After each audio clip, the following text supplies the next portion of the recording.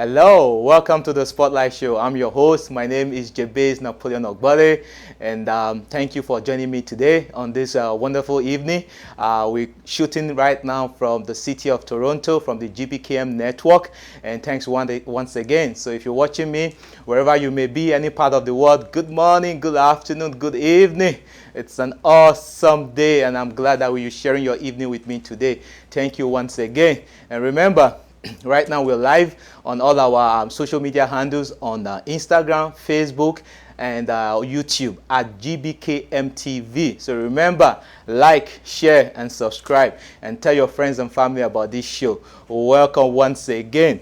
And of course, this show is made possible by viewers like you and all our supporters out there. And special thanks once again to our partners and our sponsors and supporters, the African Young Entrepreneurs. I always give them kudos for the wonderful work they are doing across Africa, the Caribbean and North America and Europe.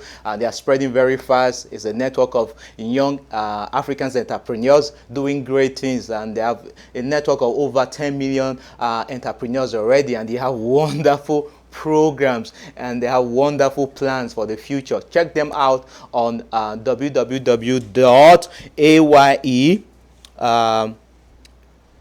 online.org. My apologies, www.ayeonline.org. And of course, our other wonderful sponsor from Canada here, Imani's Place, is a shelter. It's black-led for women who are victims of domestic violence, human trafficking, sex trafficking, etc. They have wonderful programs, and very soon I'm going to be sharing some of the wonderful initiatives that they are taking on within the community. So if you know any brother, any sister out there, any mother out there who is a victim of any of these circumstances, or who is homeless, having issues, be it illegal, immigration, whatever, reach out to them. They have a lot of resources to help. And of course, Pan-African Arts, Culture and Trade Institute, wonderful organization. Check them out, www.paacati.org, pakati.org. Yes, I'm so excited today, and sorry for those mispronunciations. But today is a wonderful day. Like I always say, this show is about me and you, discussing topics of interest affecting, people of color, people of African descent, wherever you may be across the globe, topics that affect us, especially migrants in the diaspora.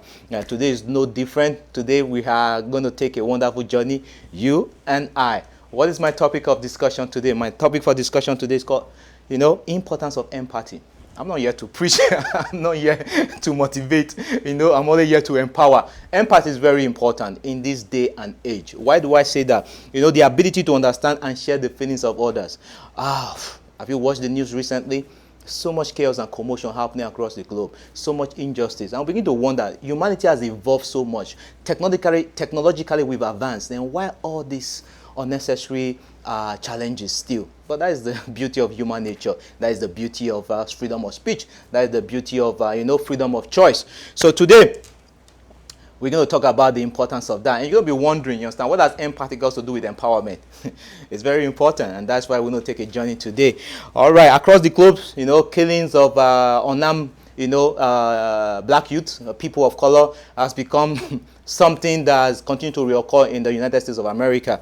It is worrying, and people are beginning to discuss this and looking for ways to actually put an end to all these issues. And that's why even as we struggle with the negative impact of COVID-19, restrictions on travel in many countries, inability to socialize, to have festivals in the park, to have trade shows, to have music festivals and all that, because now there's restrictions.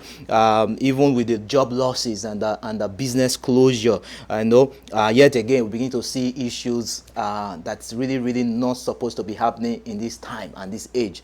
I want to give kudos to everyone out there fighting for injustice in the system, whatever country you may be, whether you're in North America, you're in Africa, you're in Europe, Middle East, Asia. Kudos, because it is a lot of work, you understand, because the society we enjoy today was made possible by the sacrifice of many. And that's why today I'm going to take us on a journey, and we're going to take a look, a deep look into all these police killings and brutality across the globe. Why and what is the solution towards that? So guys, Recently, you saw the boycott. Yes, for the lovers of basketball, hockey, you see what happened in the NBA, and I want to say special thanks. Whoever may be watching, if you're a fan, if you're a player in the hockey league or NBA in North America, it's high time. We begin to take a stand, and whatever position of power you may find yourself, it's very important that you speak out. You understand? Because if you don't speak out, then definitely you're part of the problem. That, in my opinion. So thanks to all those young athletes, you understand, who decide to lose some money, not to play, and make their voice heard, because it's just important. I always tell people, there's power in numbers. You need to take advantage of that. All right, guys, what do you think about the boycott and all this? Trending news about police killings, some of these injustices. What I don't like about all this trend is the, politicization of all these matters. I don't think anyone should take these kind of matters and use this for political gains. I just think we need a solution. Okay, so right, but I'm not going to take away, the experience you have on this show, which is providing data and insights so you can make informed decisions, talking about opportunities out there for people of African descent, across the globe, migrants across the world. Spotlight Show is a program we discuss issues across the world that affect people of African descent in diaspora. We share information and data from research so that we're able to make informed decisions. But I wanted us to quickly look at this issue because it's become a dinner table discussion, and it affects people within the African community a lot, you understand, because it's very, very painful when you see some of these things happening, because these are human beings that police are just shooting for no reason, and I believe there are ways to de-escalate some of this situation, from slave trade to its abolition, from civil rights women to women's suffrage, from gay rights to decriminalization of cannabis in some of these countries, and now the use of police using fatal force on African American, you understand, and I begin to wonder, is this the end or is this the beginning? At this point in time, I just want people to reflect. Empathy is very important, and this is why I'm talking about empathy, because in whatever position, in whatever office you find yourself, you understand, you always have to, be able to have that skill set, empathy. Because that way you are able to make better decisions, you understand, that improves, your life and the lives of others within your community. So as we people of African descent, as if we don't have enough problems. A lot of us left the continent and the Caribbean islands, to come to Europe or North America seeking better opportunities, and we don't want to be faced with this kind of discrimination. It's very, very, very uncomfortable, and please, for politicians out there, many of my viewers, I know, some of you are politicians, some of you are in the police force, some of you have brothers, sisters, parents, who are politicians or in the police force. So trust me, I don't want to do on the negativity. I'm always here to provide solutions, and that's why I want to talk about this and see what are the solutions out there to end this problem, if we truly want to end it. Okay, so guys, I'm going to brighten up your day, and so we're going to go into this topic today about this use of fatal force. Let's take a journey and understand how did this start, and what are the issues and challenges, and how do we go back. And before we go there, there's a data on the screen right now, and we're just focusing on America. Why are we focusing on America? Because America prides itself as the leaders of the free world, you understand, a country that uses democracy. But before we go there, we try to get data to look at. America obviously is a civilized nation, and this is a CNN report, and this CNN report actually shed some light into police training. Different cities on the screen right now, you see in North Carolina, police officers are mandated to have 620 hours of training. When compared to the same city in North Carolina, a licensed barber, actually needs double of those hours, more than double of those hours. And you begin to wonder why in North Carolina. In California, the same thing. Police officers look at the hours that they require to be trained and licensed. In comparison to a cosmetologist, it's almost double. Same thing in Michigan. When compare the training hours for a police officer with an electrician, the difference is huge. And Florida, Massachusetts, and Louisiana. And I begin to wonder, okay, policing is not easy, and it's not for everyone. I love to be a police. Growing up, I always played police, and again, we call police and thief for some of us that grew up in Africa, but police is not for everyone, and people need to understand that when you are put in that position, yes, you are scared. Yes, you have anxieties. There's adrenaline popping, but so is that of a soldier. There's no difference. You understand? But policing is a community service. You understand? You build a relationship within that community that you serve because you took an oath to serve and protect. So I'm beginning to wonder: are all this killing due to lack of training, as shown in this CNN report? I personally don't think so, because there are deeper issues, within the community and the police force that result in the use of fatal force. And guys, I did some further research and I found this. They say when the police, I'm going to read this, when the police believe a suspect could harm or kill them, the suspect, they are usually trained to fire as many gunshots as it takes to bring down that suspect. Officers use deadly force on a suspect they perceive to be an imminent threat of death or bodily harm to the officers or others. In training, police are told to use force until that person no longer presents a threat. I was a bit surprised when I read this. It's actually law. If police suspect that their life is in danger, they have the right to empty their bullet on that particular threat. It's amazing. But further, legally, the number of shots officers fire often does not matter. Wow. Once they believe you are a threat, the number of shots that they discharge doesn't matter. That's under the Fourth Amendment. Now I'm talking about America. Under the Fourth Amendment, officers must have had a reason to believe the suspect they fired on was a threat or could kill them or cause great bodily harm. The court determines whether the officer was reasonable in making that assessment, not whether the number of shots fired was reasonable. Wow.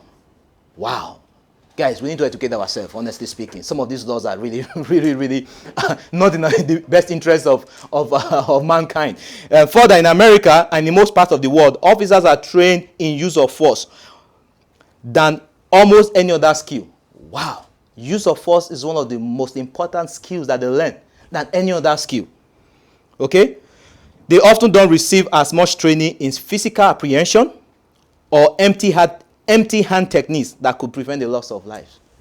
Wow, police are actually trained to take lives as opposed to the opposite.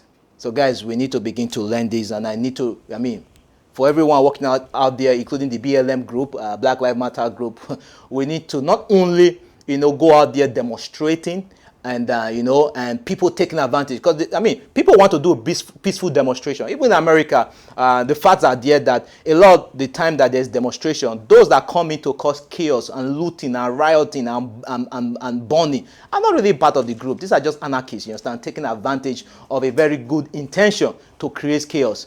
And a lot of politicians knows that some of these groups are not even in support of this. People hijack their campaign to do this violence. So guys, I really need, if you're listening right now, wherever it may be, you have friends in all this group, we need to begin to allocate funds, you understand, to educate our people of color in general, about these laws. That look, police are trained to use force.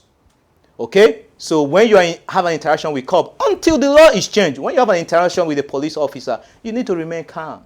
You understand? Don't provoke them. Because when it goes to court, the judge is not, like the law said, the judge is not looking at how many bullets were discharged. You understand? They are looking at the cop have reasonable evidence or proof that their life was at risk.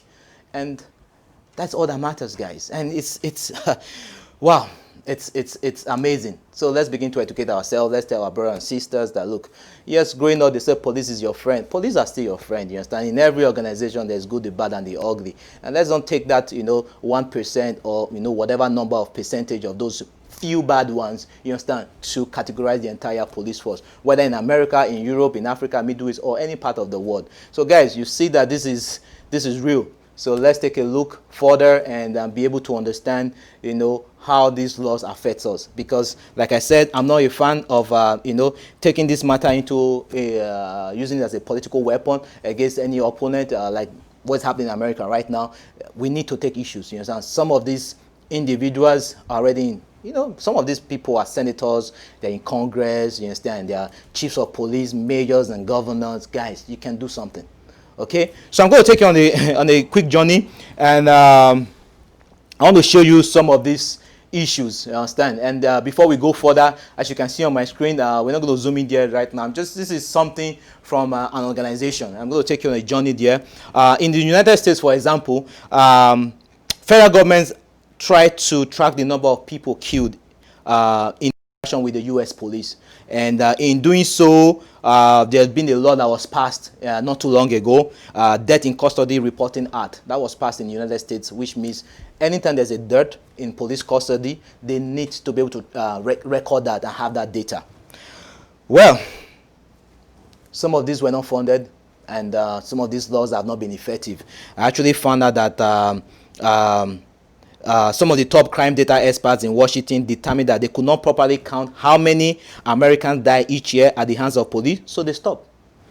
So I'm wondering, is there a reason? Because, I mean, come on, in the 21st century, you cannot tell me it's very hard, because every occurrence is reported. These police officers, I mean, we know who they are, the station know who they are, the same thing with their firearms. So if you're able to, look at COVID-19, it was tracked perfectly.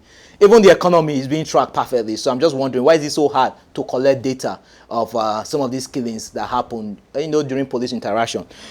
Well, that's the issue. What we found out is that police department are supposed to report deaths, but many police departments do not follow these rules because there's no reporting system in place for data collection, and there are no consequences for failing to report these numbers. So as a result, even though there's a law to track this, nothing's happening. And it's quite discouraging. And I believe, for those of you watching, this is an industry that needs to be disrupted.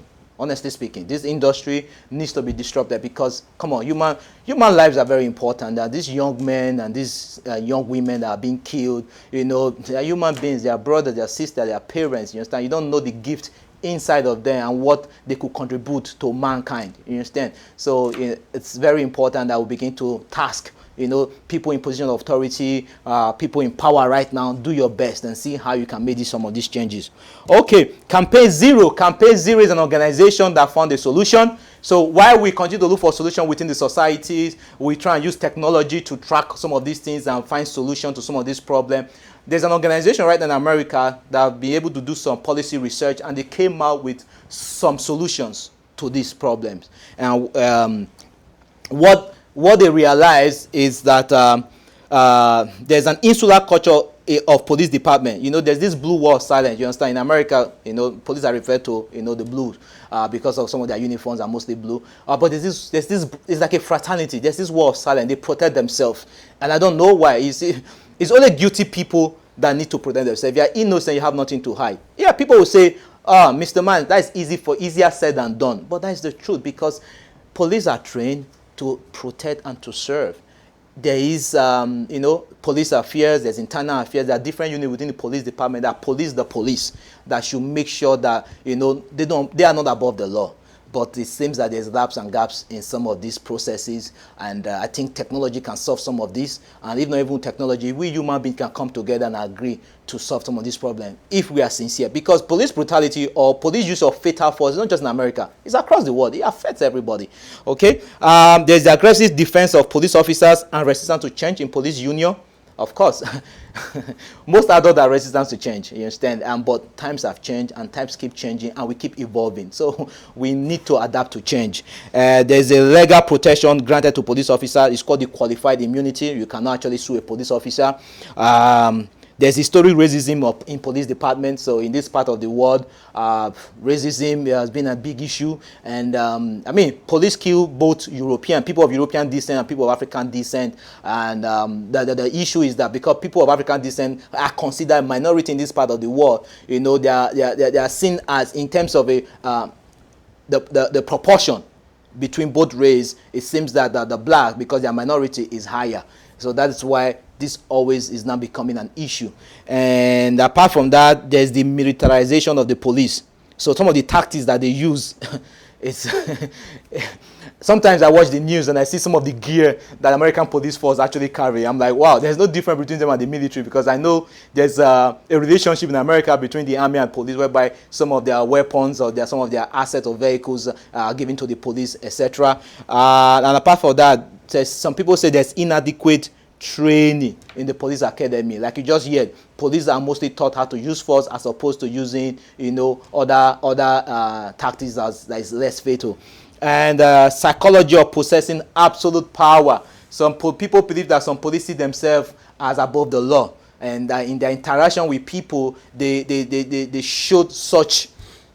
They have such belief, and people get really, really worried and have these unnecessary interactions with police that get escalated, and there's this just misunderstanding between police officer and a civilian, because some of these police officers see themselves as absolute authority, and as a result, you must do what I say, as you know. So, guys, some of the solutions that this image. So let's go to that Camp Zero email. We're going to zoom in, and you see some of these 10 policies that they've brought about. So what they are doing is that they advocate for police reform, offer specific suggestions to combat police brutality, such as body cameras, civilian review board, improve police training, demilitarization of police force, and legislation aimed at reducing brutality, such as the Justice in Police Act of 2020, where some people are advocating to defund the police. They call for full or partial diversion of funds allocated to police department, which will be redirected towards community and social services.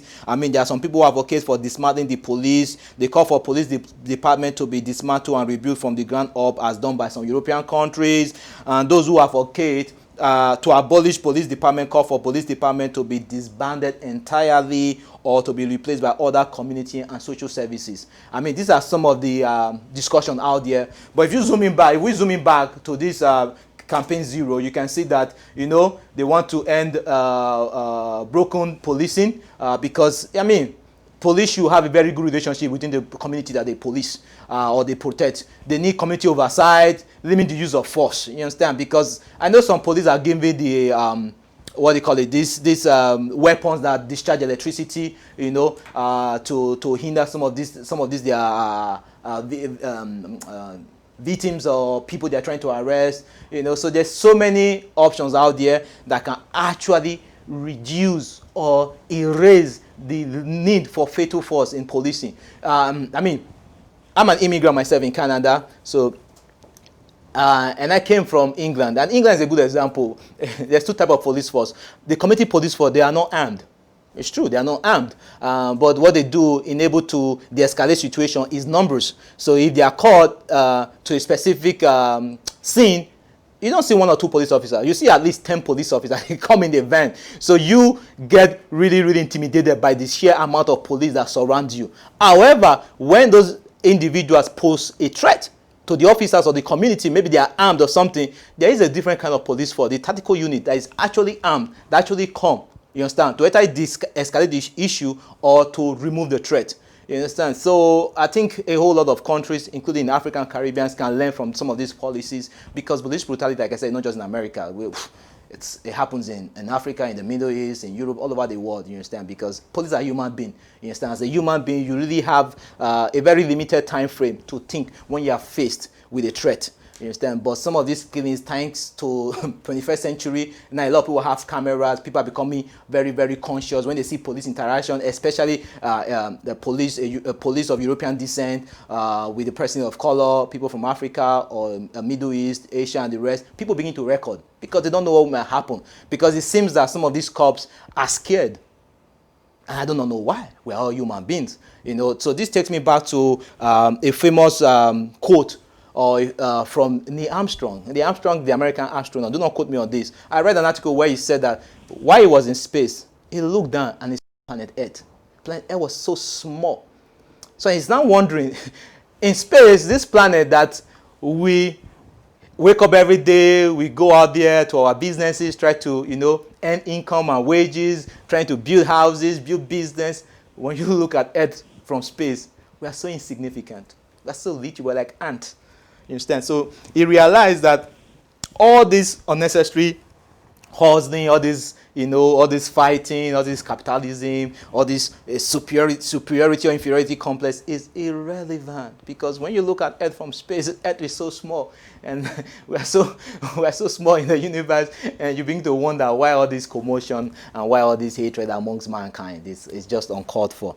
All right, guys, I had to share that information with you, and like I said, this show is all about data and information. We don't just talk about the problems, we also provide solution to this problem. So please, if you're watching right now, like I said before, you are in the position of power, you're in politics, you're in government, you are family members in government, please take actions, do your own part.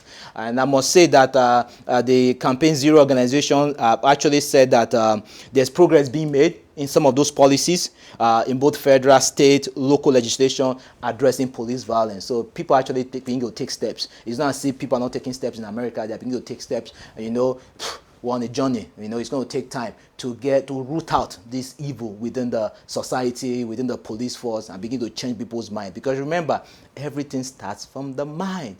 We need to consciously renew our mind. And that's why I call the topic of this show empathy. If I'm a police officer, obviously I'll be scared for my life, because somebody broke the law, or I suspect this person of breaking the law, and I'm trying to ascertain if this is the case. And if I feel threatened, obviously, as a police officer, I'm going to the shooting range every time to discharge my weapon, to begin to train and all that. There's this adrenaline, and people that get used to handling weapons all the time, it's very easy for them to pull the trigger, because it's like what?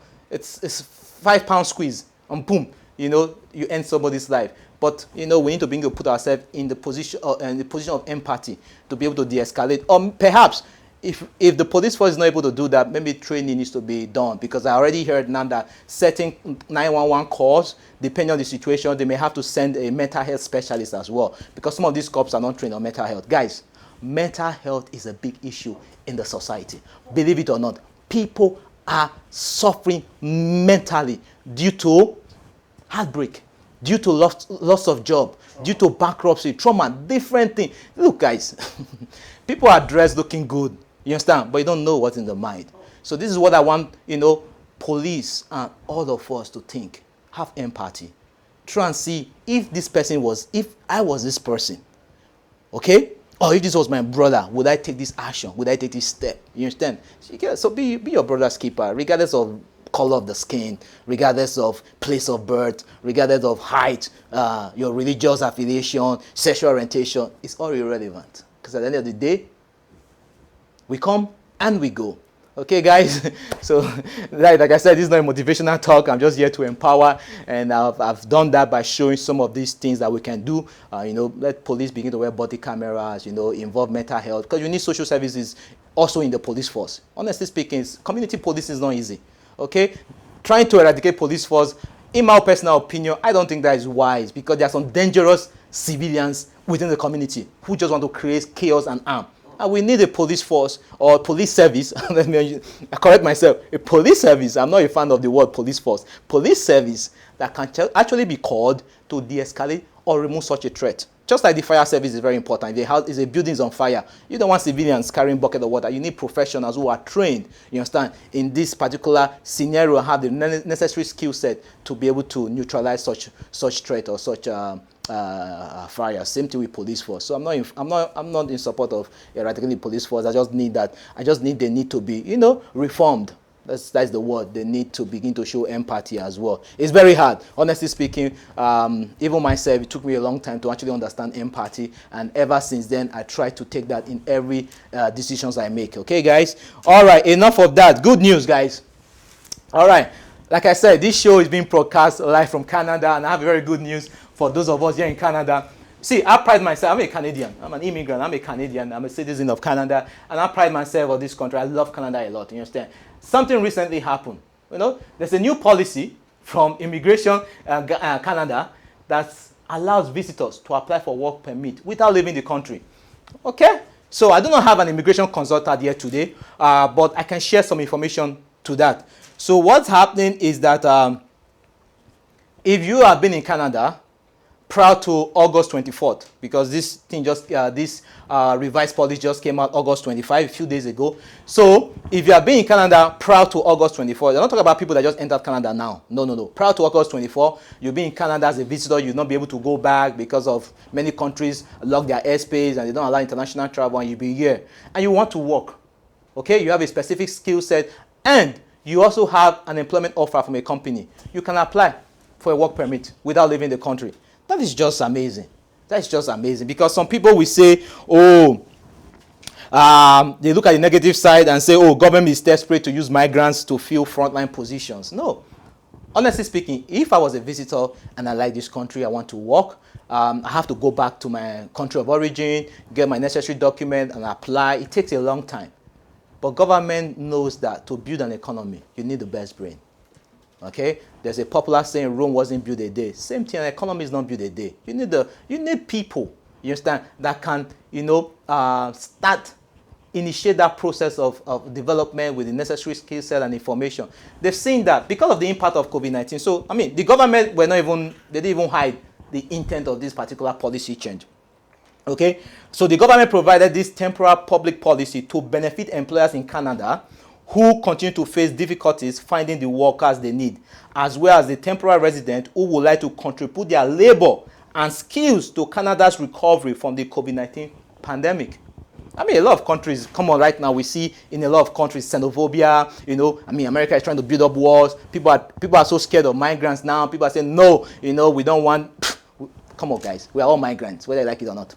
If we go back, if we take the course of history and try to find out, we see that we're all migrants, you understand? From different civilizations, we begin to roam this planet, you understand? And once in a while, we find ourselves in a specific location, and we decide to stay there, and we grow family, grow a village, a community, and a country. We're all migrants, truthfully speaking. America is full of migrants, okay? Because they met some people there, okay? Same thing in different parts of the world. So I want to say thank you to Canada for provide the opportunity to such people to want to come and work, okay? And if they have a job offer, they can contribute to the economic recovery of Canada. A lot of countries will even take that initiative, and I like what Canada has done about that. What do you think, guys? So please, if you know anyone right now who's a visitor in Canada who want to work, who have the necessary skill set, and has a job offer out there, why not tell them? It's a good experience. You understand? Why not contribute to the country that you love so much, or contribute to a country that actually are very progressive and they're taking a leadership role in this particular space? I want to say thank you to Canada for that. So guys, we're going to take a quick break, and please do not go anywhere. When we come back, we're going to share with you some juicy information, very beneficial as well. And so keep right there, and we'll be right back. Time to turn your passion into a career. Do you believe you could host an entertaining, engaging, and thoughtful weekly show? Or are you a business person or entrepreneur interested in building a brand for yourself? Can you connect with an audience and have strong social media skills? If so, the GBCAM Network would love to invite you to join our team. We're looking for driven, genuine folks who are willing to work hard as an independent broadcaster. If this sounds like you, come join our team. For more information, email your resume to career@gbkm.fm. That is career, CAREER, at gbkm.fm. It's time to turn your passion into a career. All right, welcome back, ladies and gentlemen. Thank you for staying tuned. You're on the Spotlight Show. I'm your host, J-Pace Napoleon Ogbole. If you're just joining us, thank you for tuning in. We sincerely appreciate you, and please, like I always say, tell your friends and neighbor, your family about this show. Go to our YouTube channel. We're broadcasting live right now on Facebook and YouTube at GBKM TV. So please go to our channel, like, subscribe, turn on your notifications so you can get new programs. Remember, the network has so many shows. It's a community station. Okay, we are the voice of the community. We pride ourselves as the voice of community. This is the Spotlight Show. So please, remember to share with your friends and family. Yes, guys, welcome back, and we are going to a next segment. And like last week, we started a new segment of this show, and yes, it's called Did You Know? Power Up at Top Run Consulting. Before we go there, who is Top Run Consulting? Top Run Consulting is a information technology training service provider.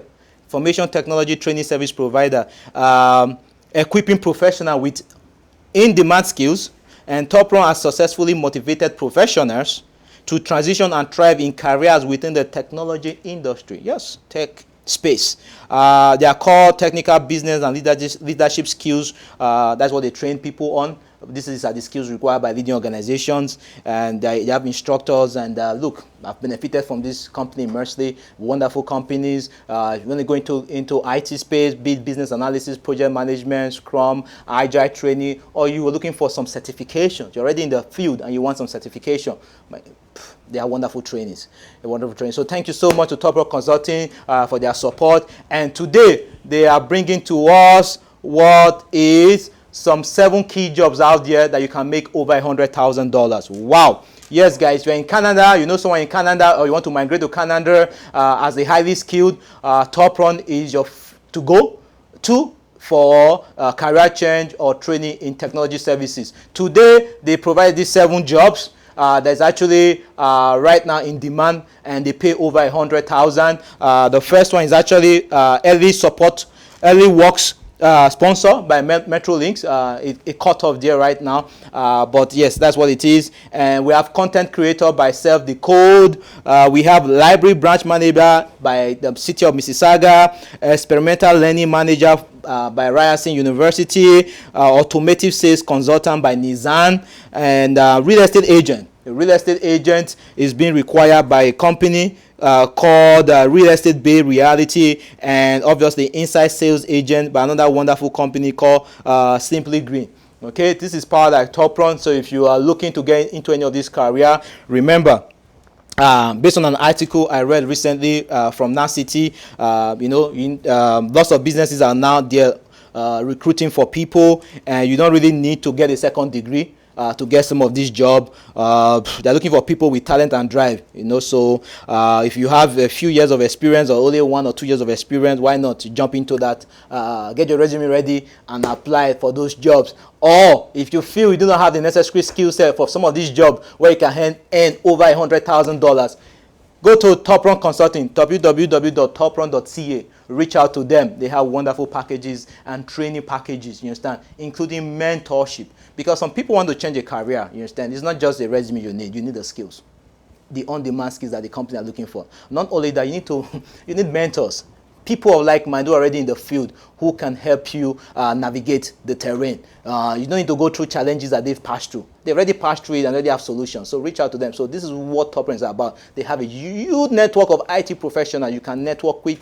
and they can help you with your resume, some of this skill set, and some of this certification. So guys, today has been a very wonderful show. Yes, we talk about solution to some of this police brutality across the world, specifically in America. We also talk about the opportunity to work in Canada. If you're already in Canada as a visitor, this is good. And we also share some very wonderful jobs out there right now, because this is the 21st century, and a lot of jobs are going to get redundant. And with the impact of COVID-19, a lot of people are going to lose their job. Technology is that industry that is the future. Okay, so guys, if you really want to work, you want to have a business in the tech space, why not reach out to Top Run Consulting? Or why send me a direct message on Instagram at Jabez, JAYGBES, or send me an email, spotlight@gbkm.fm, and we can discuss. And there are so many people that reach out to me with business idea, looking for partners, or they already have an idea, looking for sponsors, looking for how to get into the market. Why reach out to me? I can link you up with other people as well, people of like minds, people of color, people of African descent, and we all can do great things together. So guys, don't forget what I said. The section industry, police department needs disruption. So guys, if you have solutions out there that can benefit them and benefit us as well, and improve the society and community relationship because in a lot of countries, a lot of communities do not like the police because of their use of force, you understand? And that's why I'm talking about empathy today, So guys, you have those solutions, why not work on it? Somebody's out there that will invest in that solution, and you can create wealth, create jobs, and improve the community, and even better yourself. So guys, remember, this show has always been about empowerment. As we come to the end of this show, I want to say thank you so much for spending this evening with me, or wherever you may be, maybe morning or afternoon in your countries. Thank you so much for your time, and we'll be back the same time next week. Remember, this show is 30-minute show. It starts from 6 p.m. Eastern Standard Time. you know, 6 p.m. You know, right now we're in summer, you know, different time zones. So it's Eastern time, so wherever it may be, remember and check your time zone to see what it is in your own country. But remember, after every show, our recordings are always available on YouTube. You can always go back there to watch the recordings. So please, guys, this show is all about empowerment. You know, some people of African descent in the diaspora start thinking of businesses or a career. Most importantly, have multiple streams of income. The world is changing very fast. You understand? We do not depend on one stream of income. We don't go to social assistance and all that. We want to create wealth. You understand? We want to pass down wealth to the generation. We don't want the generation coming after us, our kids and grandkids, to struggle from start. No. What we went through, we don't want them to go through it. So that's why we're trying to create businesses. You know, trying to create companies, provide services or product. You know, create wealth and pass that on and be a solution to some of these problems, be a blessing to mankind. Okay, so if you need them, remember to reach out to me on the Instagram at Jaybes, JAYGBES, or send me an email, spotlight@gbkm.fm. Thank you so much, guys. Next week is going to be very impactful, and please stay tuned. And like I said, share, subscribe, and share this video. Be a blessing to somebody there, including the naysayer. Those that do not believe in you, send out there. This is not time for us to be fighting ourselves. This is time to unite. There's power in there's powers in numbers, guys. Okay, so being in Africa, the Africa Free Trade Agreement, Continental Free Trade Agreement is being ratified. Take advantage of that. I was reading an article recently. When that becomes norm, logistics is very important. Moving goods and services across that continent, you start looking to that industry, because I'm looking into it as well. If you have some solution you want to share, you're looking for partners, reach out to me. You know, logistics is going to be very important to move goods and services to get across countries, because free trade now. You can move, I could be in Sao Tome, the island of Sao Tome, or I could be in Tanzania, and I have customers across the globe. You understand? You know, I can supply my goods or services to. It's beautiful. Same thing in Caribbean. You understand? Same thing across the world. So guys, let's take advantage. Okay? So be that change, you know, be that catalyst, be that person. And remember, wherever you are, whatever you do, you're always in the spotlight. The change you seek begins with you. Good night. Do you know who you are? What is your name? Sometimes you wonder why and wonder how. Don't be alone. Just stay calm, cause even if you choose or not to. My child, recite the words of this ancient mythology. The wisdom I disperse in this verse, no apology. Memorize to keep you from evil theology. For you, the dark Ahuya denied your equality. See, for generations we perpetrated psychology. Divide and conquer each other, really lynch policy. You cannot build each other up, how will you build economy?